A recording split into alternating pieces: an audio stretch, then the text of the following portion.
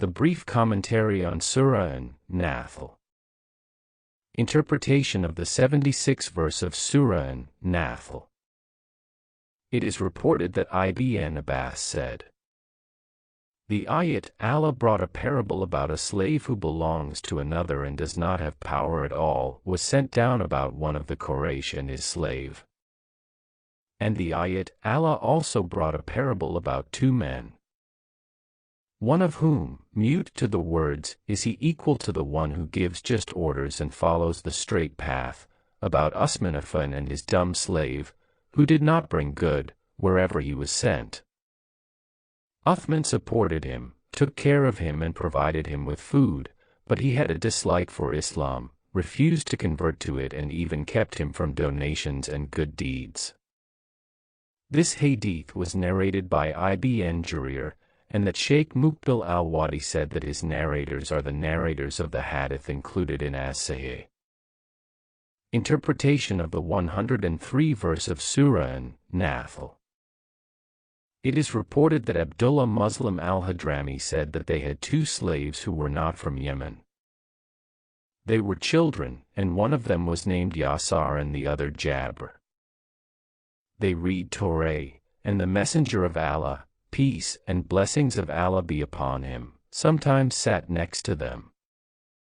Then the unbelieving Quraysh began to say, "He sits with them in order to learn something from them." And then the most pure Allah sent down the verse.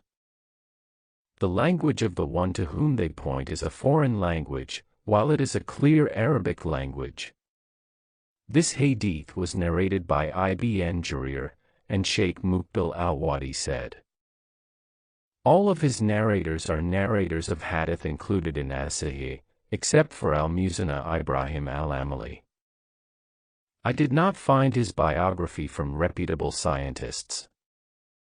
However, this hadith was narrated by Sufyan Waqi along with him, but he was a weak narrator. However, this hadith is confirmed by a similar hadith narrated by al-Hakim from the words of Ibn Abbas. Interpretation of the 110 verse of Surah an-Nahl. It is reported that Ibn Abbas said, "Some of the inhabitants of Mecca converted to Islam, but hid it. On the day of the Battle of Badr, the pagans took them with them, and some of them suffered and some were killed. The Muslims said, 'These comrades of ours were Muslims and they were forced to do so. So ask for forgiveness for them.' Then the words were sent down, 'To those whom the angels will kill those who do injustice to themselves,' to the end of the verse. The Muslims then wrote to those Muslims who remained in Mecca that this verse had been revealed and that they had no excuse. They left the city, but the pagans caught up with them and subjected them to punishment.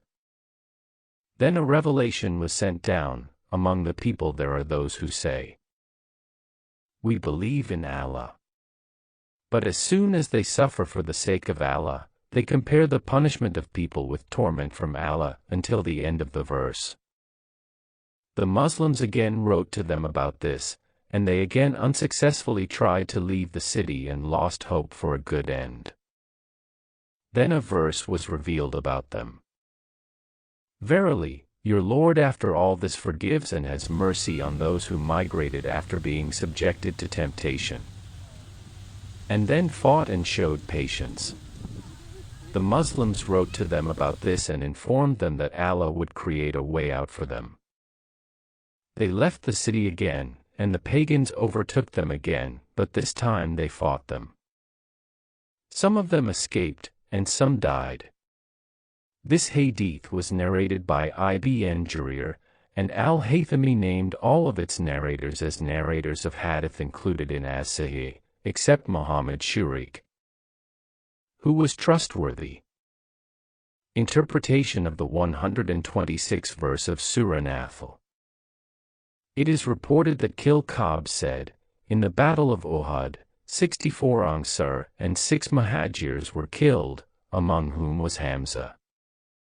When the day of victory over Mecca came, Allah Almighty sent down the verse, 'If you punish them, then punish them as they punished you.' But if you show patience, it will be better for those who are patient. One of the Muslims said, "After today there will be no more Quraysh." But the Messenger of Allah, peace and blessings of Allah be upon him, said, "Do not touch people, except for 4 of them." This hadith was narrated by Ahmad and at-Tirmizi, and its text is given according to the version of the latter.